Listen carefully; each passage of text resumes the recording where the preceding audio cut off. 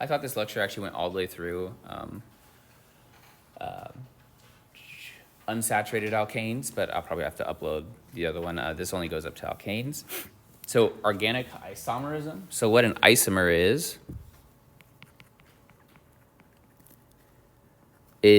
it's basically a molecule that has the same of each type of atom, but different either shape or connectivity in some way, right? So it has a different shape or connectivity, and if we have the same of each type of atom, what does that mean we have the same of for each isomer of a compound? We will, if we have protons in there, means we're going to have the same number of protons. If we have carbon atoms, we'll have the same number of carbon atoms. Oxygen, same number of oxygen atoms. And so if you were to write the chemical formula for each of these isomers, they have the same chemical formula, right? But the same chemical formula. Right, so for example, if we have hexane, right, or we'll do cyclohexane. So we talked a little bit about this on last Thursday. For cyclohexane, this looks like this. Right? It's a hexagon. That's the carbon skeleton for it. The chemical formula is C6H12, right? Because at each spot we have 2 hydrogens. I'm not going to draw all of them. We have 2 hydrogens at each spot and then 6 carbon atoms in the ring. If we look at then 2-hexene, and we'll talk about what a molecule like that means. This structure, 3, 4, 5, 1, 2, 3, 4, 5, 6, right, is basically a linear molecule with 6 carbon atoms and a double bond in it, right? So this is 6-hexene, and this is going to have 1, 2, 3, 4, 5, 6, 7, 8, 9, 10, 11, 12, right? So this also has a chemical formula of C6H12. However, when you look at these two structures, they're very different from each other. And indeed, they have very different physical and chemical properties. Right? So the same atoms, but different connectivity in the case of both of these structures. And they also have a different bonding network, right? So these often lead to very different physical and chemical properties. So that's a little sandwiched in there. So it's important to understand whenever you're doing an organic reaction, what isomer you're actually creating, right? So you can have, for example, with different small molecule drugs and stuff like that, one isomer that can be life-saving and another one that could be, toxic to your body. And so these have a large effect on the different properties of the molecules. And so a structural isomer is like the one that we drew up there. That's going to be a same chemical formula,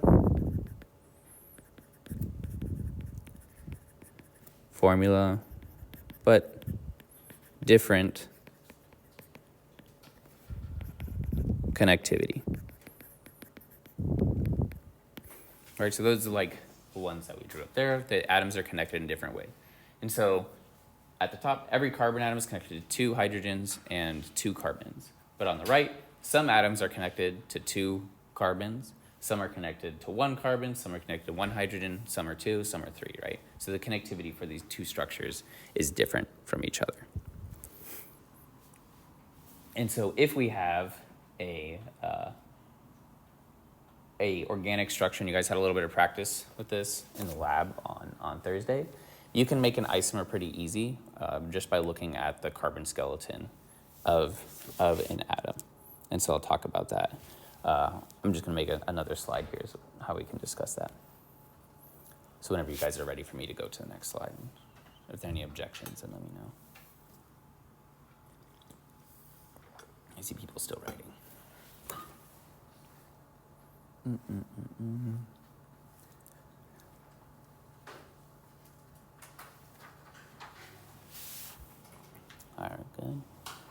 Okay, so if we want to make example structural isomers of, we'll do pentane, for example, right? Pentane means we're going to have how many carbon atoms? 5, right? Because pent is 5. So we're going to have 1, 2, 3, 4, 5 carbon atoms. And remember, when we're drawing the carbon skeleton, right, we draw each end of a line, or a kink in the line represents a carbon atom.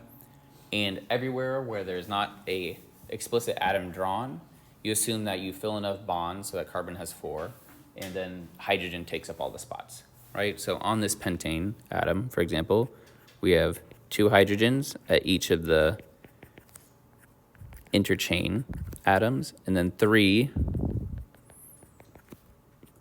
at each edge, right? So those are the implied hydrogens. We don't draw the hydrogens whenever we're doing an isomer, but these are what are implied by the structure, right? So it makes drawing this a lot easier than drawing the structural formula, which would be something like this, where we have to explicitly draw every single bond. And I guarantee if you draw the structure 5 times, your hand will start to get sore, right? So it's a lot easier just to draw the carbon skeleton. So one way we can make an isomer of pentane is we can just take one of these CH3 groups and we just move it to another spot on the chain, right? So what does that mean? If we take, I'll highlight it, this CH3 group, and we move it, we just slide it down to the next carbon in the chain, that can create an isomer for pentane. All right, so we haven't changed the number of carbon atoms at all. We still have 1, 2, 3, 4, 5 carbons. We see that the third carbon now only has 1 hydrogen bonded to it instead of 2. So you say, well, we got rid of a hydrogen when we did that. But now the fourth carbon, which only had 2 before, now has 3, right? So all we did was we moved a hydrogen and we moved a carbon. So this is kind of an easy way to make an isomer for any alkane molecule. And so we still have 5 carbons, and if we go through and count, we still have 1, 2, 3, 4, 5, 6, 7, 8, 9, 10, 11, 12. 12 hydrogen atoms. 3, 4, 5, 6, 7, 8, 9, 10, 11, 12. So we have C5, H12 for both of these isomers of each other. Right, so this is a structural isomer because we have the same chemical formula, but the connectivity is different. The third carbon atom is now bonded to 3 carbons, whereas before the third carbon atom was only bonded to 2 carbons. And so when you guys had the molecular models, you saw this before too, you just take off one of the pieces and switch spots with a hydrogen of one of the carbon pieces, and that's how you can generate an isomer this way. Okay, any questions on that for structural isomers?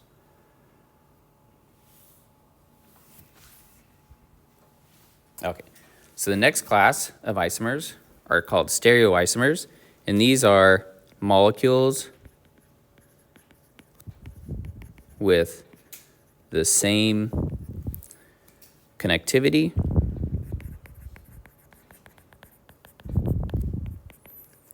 the same chemical formula, but different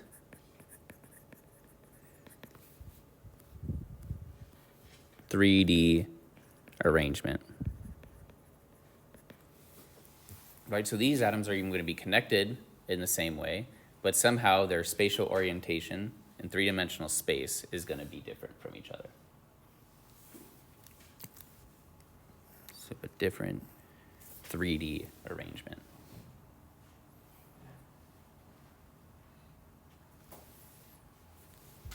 And the 2 examples of this are geometric right? So geometric isomers are going to be cis-trans isomers. And these are isomers when we have either some very complicated molecules, or in organic chemistry, this is going to be when we have a double bond. And the groups across the double bond are going to be oriented differently. So cis-trans isomer, if we have something that's in the, I'm going to have to break this off. Both of these are going to be examples of the stereoisomers, yeah. So these both fall under the category of stereoisomers. So cis-trans isomers, these are stereoisomers. If we have a double bond in a molecule, and let's say we have a ethyl group that's coming across both sides of a double bond, each carbon atom needs to have how many bonds? 4, right? And how many bonds do both of these carbons have right now? 1, and then 2, 3, right? A double bond counts as 2 bonds, right? We're not asking how many atoms are connected, we're asking how many bonds there are. So there's 3 there, which means we need how many hydrogens bonded to each carbon? 1, right? So there's 1 hydrogen here, 1 hydrogen there. So this would be called a trans isomer. And then the other isomer, which is cis, will be if both of these groups are on the same side of the double bond. This is a cis isomer. Right, so both of these have the exact same connectivity, right? This carbon atom here is bonded to a hydrogen, it's double bonded to another carbon, and it's bonded to another carbon, a single bonded to another carbon. In this configuration, this is still bonded to a hydrogen atom, still bonded to another carbon atom, and still double bonded to this carbon atom. So the chemical form is the same because they have the exact same number of each atom. The connectivity is the same because they're each connected to the same atoms. The only thing that's different is that we have a different 3D spatial arrangement of these atoms, right? So these structures, with cis and trans isomers, it's very easy to tell, right? They look very different from each other. But some of the optical isomers are a little tough. Ita? So cis, right, they're both on the same side of the double bond. Trans are going to be on the opposite side of the double bond. So that's a good question. So this will be, I'll make another slide for this. Cis is on the same side of double bond, and then trans on opposite sides.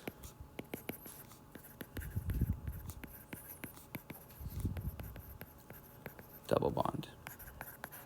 And you'll also see cis and trans used for not just double bonds. They can be, for example, if you have a ring structure, like what we had with cyclohexane. I'll go back here. With cyclohexane, for example, if you look at the actual structure of cyclohexane, you can have groups that go up and go down. And so those can be considered trans based off of the plane of the ring that they're in. We're not going to go into that much detail. I'm just, so they can go up or down based off of how they are related to the plane of the ring. The rings themselves can have different configurations where maybe they both go up, or so this is like a boat and a chair configuration. This kind of looks like a chair you're sitting down in. That looks like a boat. But those are also examples of cis and trans isomers. And so again, these are molecules that have the same connectivity, the same chemical formula, but different spatial 3D arrangements. And so, for example, if you ever go into inorganic chemistry, you also see this for metal complexes, except it'll be more complicated shapes like tetrahedrons, octahedrons, and they can also be cis and trans. Most of the time what it means is that the groups are either on the same face or on opposite faces of each other, or same side of the double bond or opposite sides of the double bond. So what's the difference between structural and trans, for example? So if a structural isomer, right, if we were to look at the difference between a structural isomer of, let's say, this molecule. Right, so we have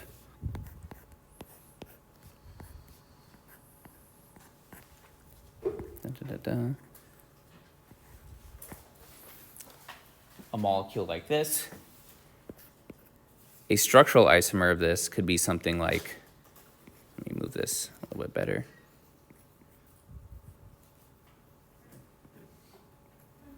All right, where we move the double bond one spot over. So this is technically still called a trans configuration because this methyl group is on the opposite side of this propyl group. But now we have a different connectivity, right? Because this third atom is now bonded to 2 hydrogens. And the second one, and these ones, we have a different connectivity of this structure. And if we compare the this structure, for example, this is actually a structural isomer with a ring structure for pentene. And so that's a little harder to see, right? You're like, what the hell, how do you get from this to that? How are they the same? But if you count the number of hydrogens and the number of carbon atoms in both these structures, 1, 2, 3, 4, 5. Oh, I actually drew an extra carbon. Wait, 1, 2, 3, 4, 5, 6. Oh, I just did this one wrong. This will be a hexagon. Right, and this is actually, I didn't mean to use the same example I had before, but it is the same example, right? If you count the number of hydrogens and count the number of carbons for both these structures, you'll see that they have the same number of both, which means they have the same chemical formula, but very clearly they have different connectivity, right? Those molecules look very different from each other. So that's the difference between these are structural isomers.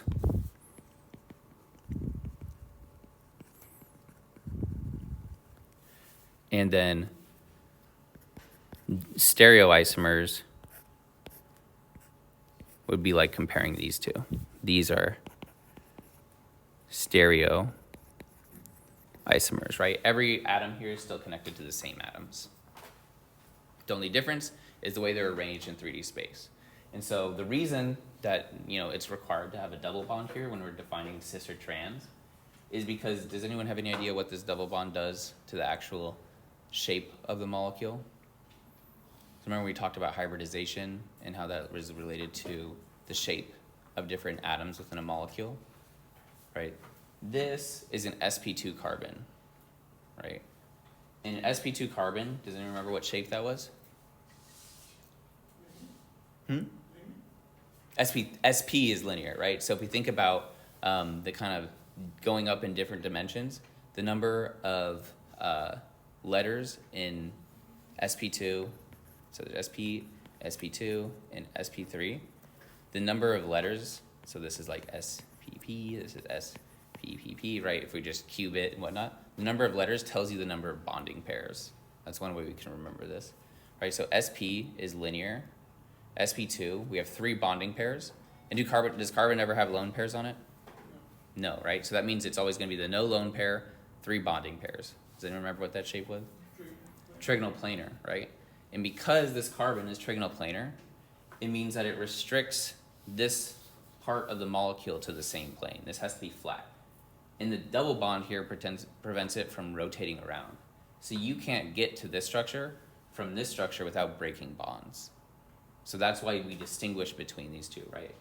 This doesn't rotate, or this doesn't rotate down to then make this structure.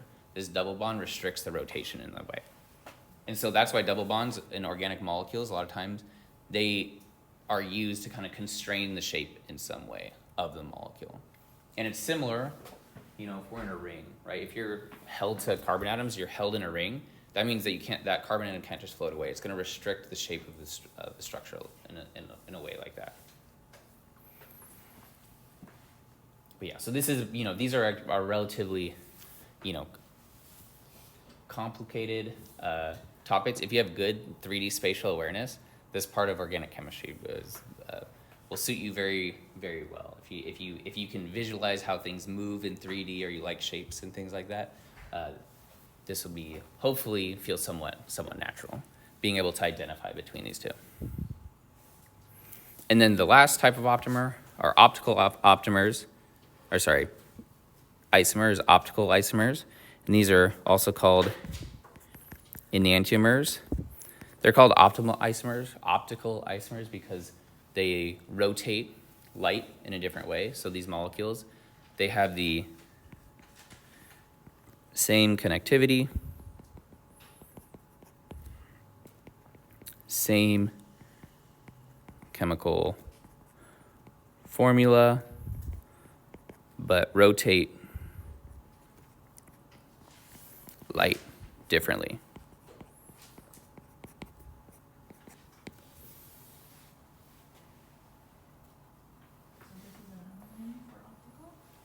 Enantiomer is going to end up being, so this is, enantiomer is a specific example of a optical isomer. Optical isomers just rotate light differently, right? So when light interacts with the molecule, it interacts differently based off of the 3D spatial arrangement of the atom.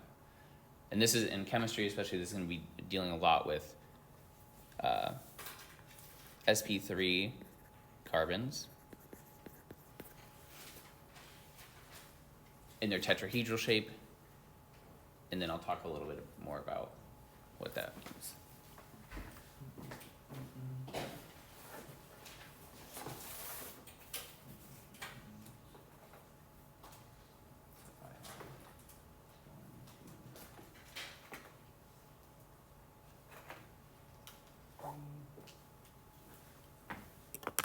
And so this leads into a topic called chirality. And you need to have an sp3 carbon to do this. Is there any more green? Blue. Silver. And no yellow either.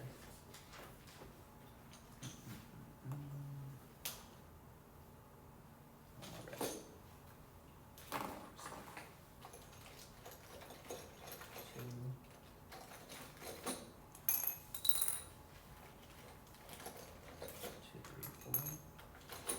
And so a specific example of what chirality is in an organic molecule is going to be a non-superimposable mirror image of another. And so this is going to be for sp3 carbons.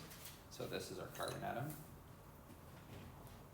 And then we have to have 4 unique groups on each carbon atom. If we don't have the 4 unique groups, then we won't have a chiral mirror image of each other. There's one, those are all on the same plane right now. These are not the best shapes. We're going to pretend that it's a tetrahedron.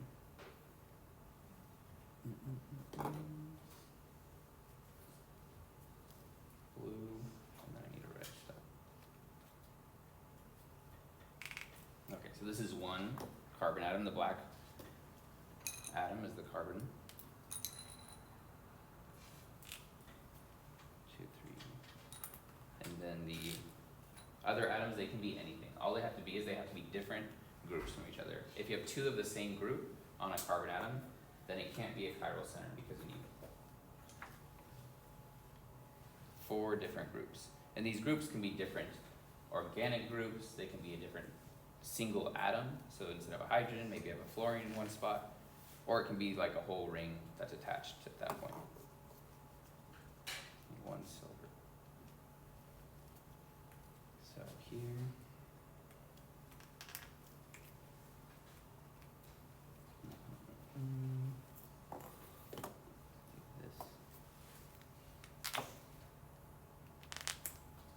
And so the reason that these are distinguishable from each other, right? So you see that these look like a mirror image of each other as best they can. This one looks a little off, but, right? So if you're to put a mirror right there, this is what this molecule would see in the mirror. It's like the same thing if you put your left and right hand in a mirror. They're mirror images of each other. But there's no way that I could rotate or twist this molecule around to have exactly this, where they would be perfectly superimposed on each other, right? If I try and impose the blue atoms there, then the red and the white are opposite to each other.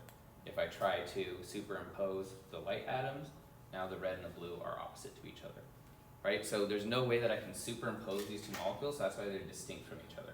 And because of that, that means that they have different, again, optical properties, right? So they rotate light differently, or even different physical properties. And so this is how we define chirality in organic molecules. And if it's hard to kind of imagine molecules like this with these, you think about your hand, right? There's no way you can superimpose your hands to where they're perfectly, you can't rotate your hand to be perfectly superimposed on the other hand, right? If you put them like this, that means that they're face to face, right? So they're not imposed on each other. I can't get it so my thumbs perfectly line up with each other with the faces facing the same way.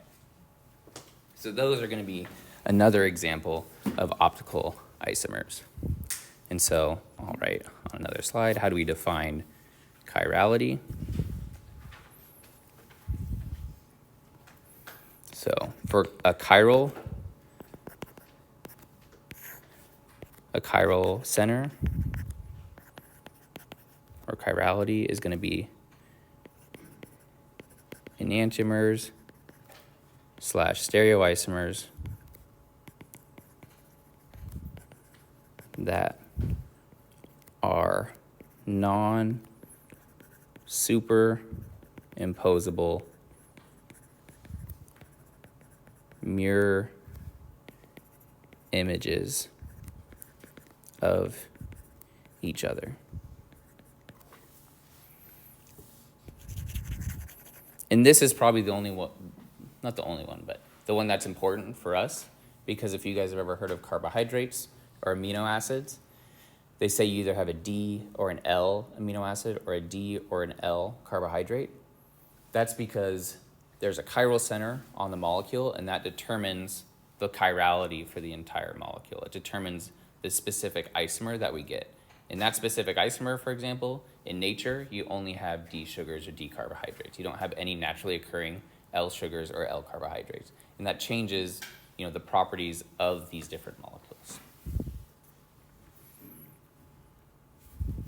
And then a chiral center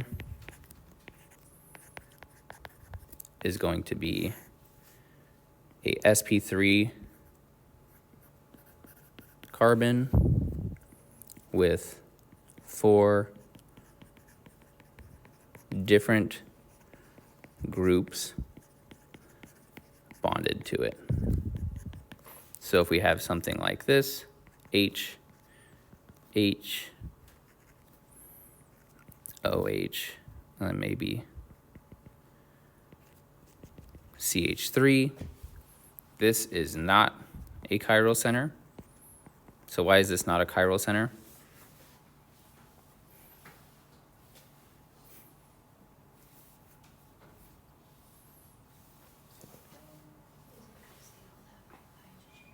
We have 2 hydrogen groups here, right? So these 2 hydrogen groups are the same. You could switch the order of these, and then you wouldn't change the molecule at all. And if you'll see if you put 2 of the same group on this molecule, then you can rotate it to then superimpose those 2 molecules, right? So now there's a way that you can rotate it.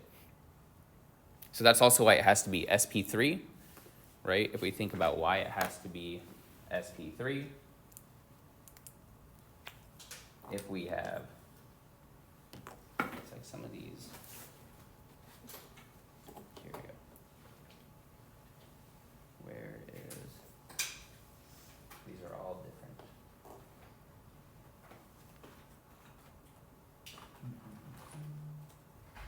Here.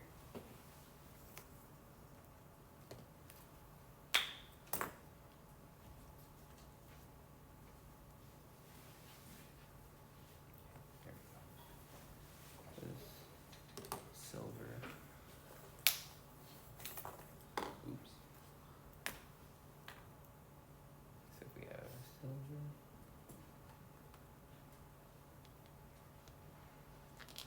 Blue. And red, right? So now we have, this would be an sp3 carbon. Let's say the carbon atom is double bonded to the silver atom here. And these are mirror images of each other. But am I able to rotate this to make them superimposable? All right, so if I do this, right, they're still mirror images when I do that. However, if I just flip this molecule over now that you see that they're the exact same molecule. The fact that they have different spatial 3D arrangement and a chiral molecule, that means that when you rotate it, you move it around, you're going to end up with a different molecule. They're never going to be in the exact same configuration. So that's why this would be an example. How many bonding pairs do we have? 3. And how many lone pairs are on carbon? In general? Do we ever have lone pairs on carbon? No, right? So that means that these would be sp2, right? So sp2 are not chiral centers because you can rotate them to then form the other molecule. That's why for sp2 carbons, we have trans and cis isomers, because it depends on the orientation of the groups across a double bond. We need to add those extra groups on the other side. So that's not a chiral center. And then if we have H, and now we replace this with, let's say, an isobutyl group, H3C, OH. Now this is a chiral center, right? Because now we can make enantiomers of this molecule, right? If we just made a mirror image right here of that molecule, those would be non-superimposable to each other because it's sp3 and it has 4 different groups bonded to it.